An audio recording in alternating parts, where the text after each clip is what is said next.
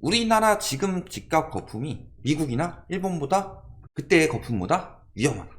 이런 부분에 대해서 이야기를 하려고 합니다. 뭐 또 무슨 이야기 할까라고 하지만 이런 이야기 하는 건 아마 저희가 최초일 겁니다.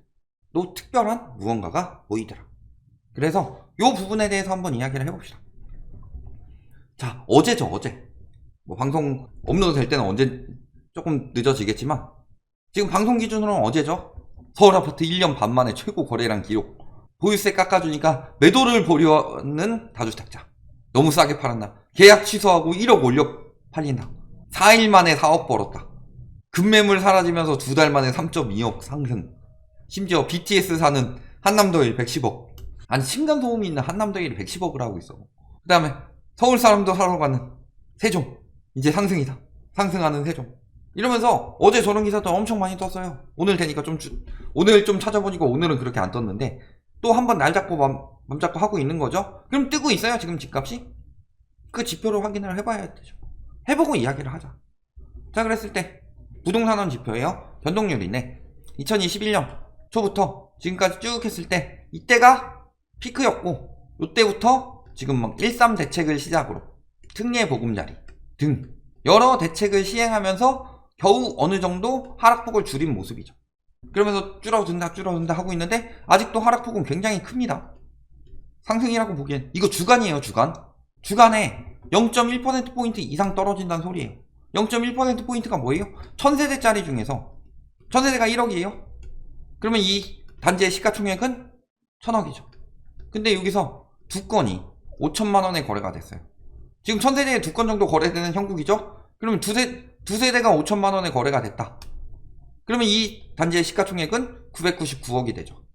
0.01% 하락. 그러니까 저런 단지들만 찝어서 이야기하면 그렇게 보일 수가 있겠죠. 그런 정보들이 어떻게 그렇게 빨리 퍼지느냐. 장난질 쳐놓고서 제보를 하는 거일 수도 있고 뭔가 굉장히 저런 것들에 대해서는 합리적 의심이 많이 들죠. 그런데 3월 거래량 보셨어요? 3월 거래량 2월이랑 거의 비슷한 수준 아니면 오히려 조금 안 나올 수도 있어요. 3월은 31일인데 물론 저희가 이 방송 해놓고서 엄청나게 거래하면 또 모를까. 그런 것처럼 특례 보금자리론도 오픈런이에요. 오픈런으로 44% 한 달 만에 소진됐죠. 그만큼 몰렸다는 거는 그만큼 이제 앞으로 막 사람들이 달려가서 그렇게 확확 받지 않는다는 거죠. 그러니까 그 약발 떨어지고 있어요. 그러니까 그때 금매를 막 집어넣는다 했는데 매물은 늘어나죠. 그러면서 금매는 안 나오고 있대요. 제대로 취재하고 있는 거 맞냐. 자, 부동산은 원만 그래요? KB. 그러니까 대책발로 여기까지 올라갔는데 지금 다시 하락폭이 줄어드는 폭이 멈추고 있다는 거죠. 그리고 아직도 하락폭은 굉장히 크다. 주간에 이 정도면 높은 하락폭이에요. 원래 떨어질 때 이 정도 하락폭으로 길게 떨어지다가 잠깐 여기서 뭐 보통은 떨어지면서 뭐 이런 식으로 떨어져요. 원래 하락기 때. 근데 요때가 워낙 심각해서 지금이 좀 덜해 보이는 거지 지금도 굉장히 많이 떨어지고 있는 상황인데 어디서 약을 자꾸 팔아 대시냐. 그래서 이런 집값 폭락은 우리나라 뿐만이 아니죠. 왜? 세계적으로 거품이 많이 꼈으니까. 거품이 낀 이유는 뭐예요? 세계적으로 돈을 엄청 많이 풀었기 때문이죠. 자, 미국의 은행의 대차 대조표입니다. 말씀드리지만 글로벌 금융위기 터지고 엄청나게 풀었고 이때 막 유로존 터지고 막 일본에서 아베노믹스 하면서 오지게 풀어대니까 맞춰서 좀 풀어주다가 안되겠다 싶어서 좀 축소하고 있는데 미중 무역전쟁. 아 그래? 우리 지금 전쟁 중이니까 경제로. 그러니까 실탄이 좀 있어야 되니까 좀만 풀자 했다가 코로나 터지니까 이렇게 푼 거죠. 원래 양적 긴축 계획은요 올해 말까지 이렇게 빼는 거였어요. 그래서 계획상으로라면 지금 요 정도 빠졌어야 되는데 이게 안 되니까 인플레이션이 안 잡히는 거죠. 근데 문제는 최근에 은행 터졌죠. 그러니까 대차대조표가 살짝 올라가더라. 그래서 아직 이만큼의 유동성이 남아있고 이 유동성으로 인해서 아직 버티고 있는데 유동성은 앞으로 계속 빠질 수밖에 없습니다. 왜? 저번에도 바젤4 뭐 관련 물어보셨었는데 바젤4에서 이제 핵심적으로 하는 것은 저렇게 과잉 유동성을 만들지 않는 그런 형식으로 진행될 가능성이 굉장히 높다. 정부 중앙은행에서도 돈을 그렇게 풀지 못하도록 만들 가능성이 굉장히 높다. 왜? 미국만 그랬어요? 유럽은 안 그랬나? 유럽도 장난 아니게 풀고 지금 빠르게 긴축하고 있는 중이죠. 일본도 마찬가지고. 근데 문제는 일본은 정부 부채가 워낙 높다 보니까 긴축의 한계를 맞이하는 거죠. 일본 같은 경우는 언제부터 풀었어요? 코로나 때 푼 것도 있지만 그 전에 아베노믹스로 엄청나게 풀었다. 우리나라 그 정도까지는 아닌데 많이 풀었죠. 그리고 꾸준히 풀고 있다. 그래서 우리나라도 꽤 많이 풀려 있는 상황이다. 그러니까 근본적으로 이런 유동성으로 인한 경기 침체가 다가오고 있어요. 여태까지는 유동성으로 경기 침체를 극복했다면 이번에는 유동성으로 경기 침체가 생긴 거죠.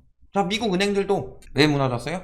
유동성을 너무 많이 풀었어. 자산 가치에 거품이 생기고 인플레이션이 심각하니까 유동성을 급격히 긴축할 수밖에 없게 되죠. 급격히 긴축하면서 떨어지는 국제금리로 인해서 안전자산이라고 생각한 채권에 투자했는데 오히려 위험해진 거죠. 그렇다고 위험자산이 안전하지도 않고.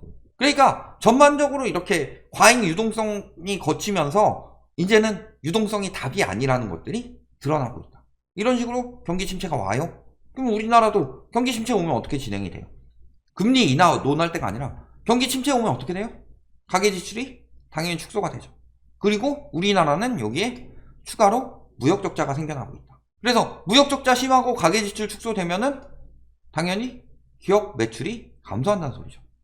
여기서 내수 매출이 감소하고 여기서 수출 매출이 감소하기 때문에. 그럼 기업이 매출이 감소가 되면 어떤 식으로 진행이 돼요? 채용 잘 안 하려고 하죠. 연봉 인상도 잘 안 하려고 하죠. 투자하겠어요? 투자는 언제 하는 거예요? 충분히 먹고 살 만큼 되고 거기서 여유가 있어야 투자가 되는 건데 지금 먹고 살기도 힘들다. 당장 내일 생활비 없는데 월급 받은 거 다 코인에 때려 박는다. 이런 사람 없는 것처럼. 투자가 감소한다. 채용이 기피된다. 그러면은 당연히 고용이 줄고 그 다음에 일자리 창출도 줄어들죠. 투자도 뭐 예를 들어 반도체도 연구원을 뽑아야 되는데 연구원은 지금 당장 돈이 되는 게 아니니까 이런 것처럼. 그러면 가계소득이 감소가 되죠. 가계소득이 감소가 되면 어떻게 돼요? 가계지출이 다시 축소가 되죠. 이 악순환이 돌 수 있는 상황입니다. 그러니까 경기 침체가 한번 일어나면요, 금리를 아무리 낮춰도 왜 살아나지 않느냐? 결국엔 금리가 중요한 게 아니라 유동성이 중요한 거다. 그랬을 때 금리 낮추면 유동성이 들어와야 되는데 돈이 돌질 않죠. 그러니까 늘 말씀드리지만 푸는 돈보다 돈이 몇 번을 도느냐가 경제에 주는 영향이 더 크다는 거죠. 뭐 쉽게 이야기를 해서 예를 들어서 돈을 2만 풀더라도요, 이게 10번을 도는 느낌을 주는 거랑 10을 풀었는데 2번을 도는 느낌인 거랑 이런 식으로 보면요, 얘는 100밖에 안 되는데 얘는 1024까지 가죠. 그런 것처럼 돈을 얼마나 푸느냐보다 얼마나 도느냐가 더 중요하다. 경제에 미치는 영향이. 그러니까 경기가 침체되면 승수가 떨어지는 거예요. 지수가 낮아지는 거예요. 그럴 때 밑을 엄청 때려 붓는 거고. 근데 이번에는 더 이상 때려 붓기도 힘들고, 그러면 이번에는 인플레이션 때문에 때려 붓기도 힘든데 거기서 금리 좀 내려가지고 시중에 돈 좀 더 푼다고 해서 살아날 것 같아요. 그러니까 금리만 가지고 이야기를 한다니까요. 요즘에 금리가 다는 아니죠. 자, 그래서 저런 식으로 터졌어요. 터지고 나면 어떻게 돼요? 크게 터지면은 장난 아닙니다. 자, 일본 그래프 볼까요? 일본의 임금 그래프입니다. 이렇게 올라가다가 위도 밑도 이렇게 올라가다가 그때 버블이 붕괴되고 나서 정체가 됩니다. 오히려 상층부는 빠지죠. 그러면서 정체가 돼요. 아직까지 우리나라 임금은 올라가고 있습니다. 근데 우리나라도 저렇게 되지 않으리란 보장이 없다. 왜? 일본보다 위험하니까. 가끔 그런 이야기 하시는 분들이 있어요. 일본 버블은 진짜로 집값이 미친듯이 올랐는데 우리나라는 그 정도까지는 아니다. 그분 일본 버블에 대해서 얼마나 알고 계신지 모르겠네. 뭐 1억짜리가 6억이 됐다. 우리나라는 그런 아파트 없어요? 우리나라도 있어요. 조이노믹스 대비로. 근데 그런 것들을 안 보고 일본 버블이랑 무조건 다르다 라고 하고 있는데 일본 버블보다 우리나라가 버블이 더 꼈다. 첫 번째는 가계부채 이야기는 굉장히 많이 했죠.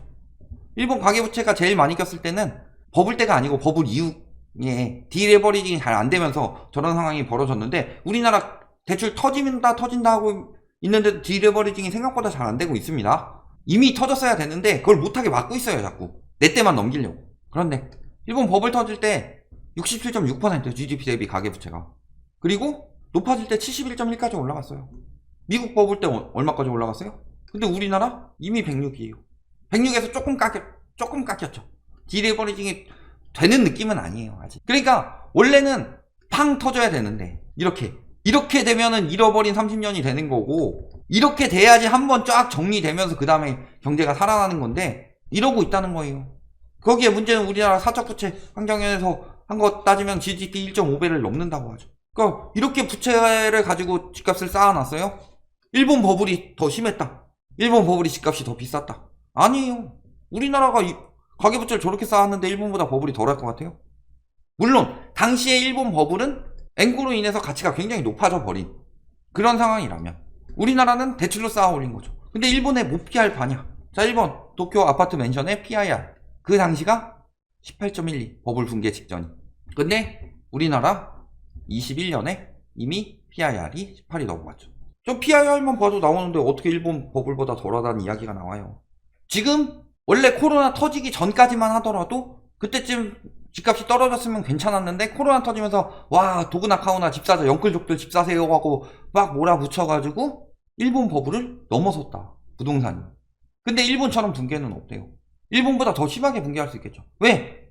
아까 뭐라고 설명드렸어요. 일본은 엔고로 인해서 가치가 높아진 게 있죠. 엔고로 인해서 가치가 높아져요.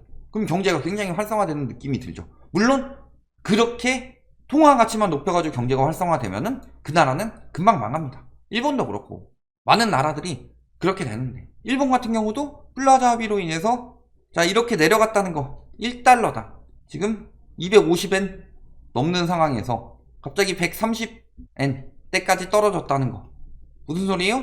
엔화가 거의 뭐 260엔이라고 하면 엔화가 거의 가치가 2배가 된 거죠. 그러니까 엔화 가치가 올라가면서 주식도 N을 많이 가지고 있으면은 가치가 굉장히 높게 평가가 되는 거고 부동산 같은 경우도 N으로 사는 것이기 때문에 가치가 높게 평가되면서 버블이 쌓인 거예요. 이런 식의 버블은 당연히 터질 수밖에 없고 일상적으로 나오는 거죠. 자, 미국 달러 인덱스 볼게요. 자, 미국 달러 인덱스가 치솟습니다. 그렇죠? 94년부터 금리 인상하면서부터 멕시코 터지고 아르헨티나 터지고 하면서 신흥국들의 자금이 미국으로 들어오면서 달러 인덱스가 굉장히 높아지죠. 그래서 버블이 쌓이면서 달러 가치가 굉장히 높아졌을 때 버블이 쌓인 거죠.